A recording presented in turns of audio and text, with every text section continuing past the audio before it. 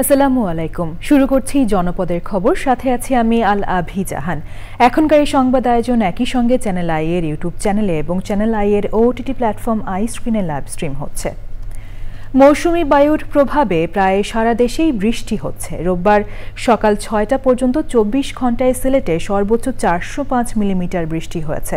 ভারী বর্ষণ ও উজানের ঢলে সিলেটের ৩ জেলা এবং নেত্রকোনায় বন্যা পরিস্থিতির অবনতির আশঙ্কা করছে বন্যা পূর্বাভাস ও সতর্কীকরণ কেন্দ্র। কয়েকটি নদ নদীর পানি বিভিন্ন পয়েন্টে বিপদসীমার উপর দিয়ে প্রবাহিত হচ্ছে। সিলেটের টিলা ধসে একই পরিবারের ৪ জনের মৃত্যু হয়েছে। জান্নাতুল বাকিয়া কেকার রিপোর্ট। শনিবার দেশের অভ্যন্তরে প্রায় সারা দেশে মৌসুমী বায়ু বিস্তৃত হয়ে বর্ষার আগমন ঘটে। দেশের অভ্যন্তরে ও উজানে ভারী বর্ষণের কারণে সিলেট, সুনামগঞ্জ, মৌলভীবাজার এবং নেত্রকোনা এই ৪ জেলায় বন্যা পরিস্থিতির আশঙ্কা করছে বন্যা পূর্বাভাস ও সতর্কীকরণ কেন্দ্র। সিলেট পানি উন্নয়ন বোর্ড জানিয়েছে, রোববার দুপুর ১২টায় সুরমা নদীর পানি কানাইঘাট পয়েন্টে বিপদসীমার ৮২ সেন্টিমিটার ও কুশিয়ারা নদীর পানি জকিগঞ্জ উপজেলার অমলদিশ পয়েন্টে ১২৩ সেন্টিমিটার উপর দিয়ে প্রবাহিত হচ্ছে। সিলেটে সুনামগঞ্জের লক্ষণাবন্দ ইউনিয়নের বক্তিয়ারঘাট গ্রামে টিলা ধসে একই পরিবারের ৪ জনের মৃত্যু হয়েছে। ভোরে সেনাবাহিনী ও ফায়ার সার্ভিসের কর্মীরা ৪ জনের মরদেহ উদ্ধার করেন। নিহতরা হলেন ইয়াজউদ্দিন, তার স্ত্রী ও ২ শিশু সন্তান। টানা বৃষ্টিপাতের কারণে ব্যাহত হচ্ছে স্বাভাবিক জীবনযাত্রা। জান্নাতুল বাকিয়া কেকা, চ্যানেল আই, ঢাকা। মবের নামে অগ্নিসংযোগ, বাড়ি ভাঙচুরের এখন সুযোগ নেই বলে জানিয়েছেন ব্রিগেডিয়ার জেনারেল হুমায়ুন কাইয়ুম। রংপুরে জাতীয় পার্টির চেয়ারম্যান জিএম কাদেরের বাসভবনে হামলা ও ভাঙচুরের ঘটনায় সেনাবাহিনীর ৭২ পদাতিক ব্রিগেডের commander brigadier general Humayun Kaiyum এ কথা বলেন। শনিবার মধ্যরাতে বৈষম্য বিরোধী ছাত্র আন্দোলনের নেতাদের আটকের খবরে সেখানে ছুটে যান এনসিপির উত্তরাঞ্চলের মুখ্য সংগঠক সার্জিস আলম। এ সময় তিনি বলেন, জাতীয় পার্টির আন্দোলনের আড়ালে আওয়ামী লীগ রাস্তায় নামলে তা দেশের আইন শৃঙ্খলার জন্য বিপজ্জনক হবে।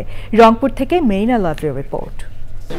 জাতীয় পার্টির চেয়ারম্যান জিএম কাদেরের বাসভবনে হামলা ও ভাঙচুরের ঘটনায় জিজ্ঞাসাবাদের জন্য শনিবার মধ্যরাতে বৈষম্য বিরোধী ছাত্র আন্দোলন ও বিএনপির নেতাদের ডেকেছিল সেনাবাহিনী। খবর পেয়ে সেখানে ছুটে যান জাতীয় নাগরিক পার্টির উত্তরাঞ্চল মুখ্য সংগঠক সার্জিস আলম। এ সময় সার্জিসের সঙ্গে কথা বলেন সেনাবাহিনীর ৭২ পদাতিক ব্রিগেডের commander brigadier general Humayun Kaiyum. পরে সাংবাদিকদের ব্রিগেডিয়ার জেনারেল হুমায়ুন কাইয়ুম বলেন, সেনাবাহিনী ভিডিও ফুটেজ দেখে কয়েকজনকে শনাক্ত করেছে। সাম্প্রতিক একটা ঘটনায় আমাদের একটু শান্তি বিশৃঙ্খলা নষ্ট হওয়ার একটা সূত্রপাত হয়েছিল। সো আমরা কারা দোষী, কারা এই কাজগুলো করছে তাদেরকে চিহ্নিত করার চেষ্টা করেছিলাম। একা তো সম্ভব না। সো যাদের সাহায্য নিলে আমরা পারবো তাদেরকে অ্যাকচুয়ালি ভিডিও ফুটেজ ছবি দেখিয়ে আইডেন্টিফাই করার চেষ্টা করছিলাম। তারা আইডেন্টিফাই করেছে এবং কয়েকজন তাদের দলের এটা তারা চিহ্নিত করেছেন। মধ্যরাতে জিজ্ঞাসাবাদ শেষে সবাইকে ছেড়ে দেয়া হয়।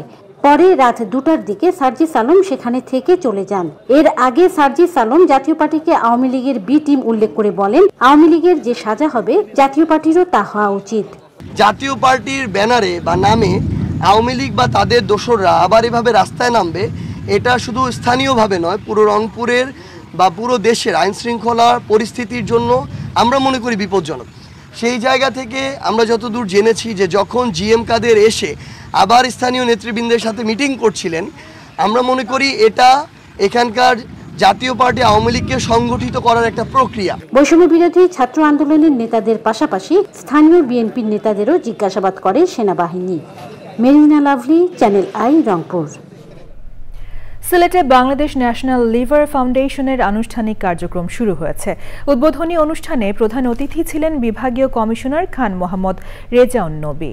বিশেষ অতিথি ছিলেন বারডেম জেনারেল হাসপাতালের গ্যাস্ট্রোএন্টারোলজি বিভাগের সাবেক বিভাগীয় প্রধান অধ্যাপক এম আনিসুর রহমান। ফাউন্ডেশনের মহাসচিব অধ্যাপক মোহাম্মদ আলীর সভাপতিত্বে অনুষ্ঠানে বিশেষ অতিথি ছিলেন doctor Mohammad Anisur Rahman, Sylhet MG Osmani medical কলেজের অধ্যক্ষ অধ্যাপক ডাক্তার মোহাম্মদ জিয়াউর রহমান চৌধুরী ও অন্যরা।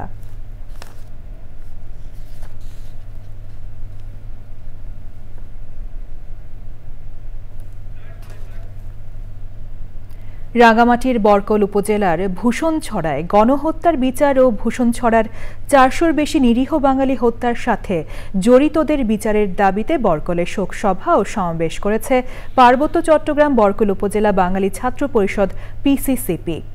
সভাপতিত্ব করেন সংগঠনের বরকল উপজেলা সভাপতি মোহাম্মদ তসলিম উদ্দিন। সভা শেষে ভূষণছড়ায় নিহতদের স্মরণে তাদের রুহের মাগফিরাত কামনায় দোয়া ও মোনাজাত করা হয়। ১৯৮৪ সালের ৩১শে মে তৎকালীন শান্তি বাহিনী নৃশংস গণহত্যার শিকার হন বরকল উপজেলার ভূষণছড়ার ৪০০-র বেশি বাঙালি।